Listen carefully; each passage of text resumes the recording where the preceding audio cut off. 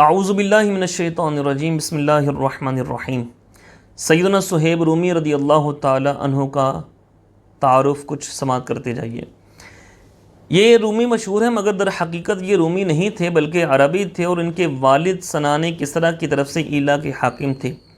ایک دفعہ رومیوں نے ان کے علاقے پر حملہ کیا تو حضرت صہیب رضی اللہ تعالیٰ عنہ کو بچپن کی عمر میں گرفتار کر کے ساتھ لے گئے۔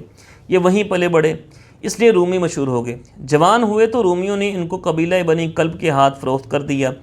بنی کلب نے مکہ میں لا کر عبداللہ بن جدعان پر بیچ دیا۔ بعد میں ان کی آقا نے اگرچہ ان کو آزاد کر دیا تھا مگر تھے تو غریب الوطن ہی، اس لیے ایمان لانے کے جرم میں ان کو اس قدر اذیتیں دی جاتی کہ ان کے حواس مختل ہو جاتے اور سوچنے سمجھنے کی قوتیں زائل ہو جاتی، مگر ان کی استقامت میں فرق نہ آتا۔ قرآن کریم میں ہے وَمِنَ النَّاسِ مَن يَشْرِي نَفْسَهُ ابْتِغَاءَ مَرْضَاتِ اللَّهِ، کچھ لوگ خدا کی رضا جوئی کی خاطر اپنے آپ کو خرید لیتے ہیں۔ یہ آیت حضرت صہیب رضی اللہ تعالیٰ عنہ کی شان میں نازل ہوئی تھی۔ آپ نے جب سوئے مدینہ ہجرت کا ارادہ کیا، اپنا سامان باندھ کر تیار ہوئے تو مشرکین مکہ نے آپ کو روک لیا اور کہا کہ جب تم یہاں آئے تھے تو فقیر و محتاج تھے، یہاں رہ کر مالدار اور غنی ہو گئے ہو، اب تم چاہتے ہو کہ وہ سب کچھ جو تم نے یہاں کمایا ساتھ لے کر مدینے چلے جاؤ گے؟ واللہ یہ تو ہم کبھی نہیں ہونے دیں گے۔ حضرت صہیب نے کہا کہ اگر میں یہ سارا کچھ تمہارے لیے چھوڑ دوں تو کیا تم مجھے جانے دو گے؟ تو مشرکین نے جواب دیا ہاں، پھر تم آزاد ہو۔ حضرت صہیب رضی اللہ تعالیٰ عنہ نے بغیر کسی ہچکچاہٹ کے اپنا سارا ساز و سامان اور مال و متاع ان کے حوالے کر دیا، خالی ہاتھ روانہ ہو گئے۔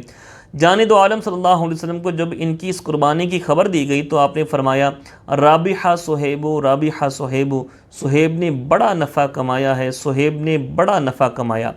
واقعی جان و ایمان کی سلامتی کے عوض سب کچھ قربان کر دینا نفع مند سودا ہے۔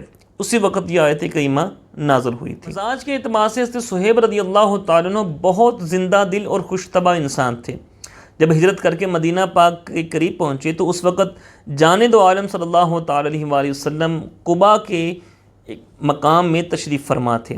سیدنا ابوبکر صدیق اور فاروق اعظم رضی اللہ تعالیٰ عنہما بھی پاس بیٹھے تھے۔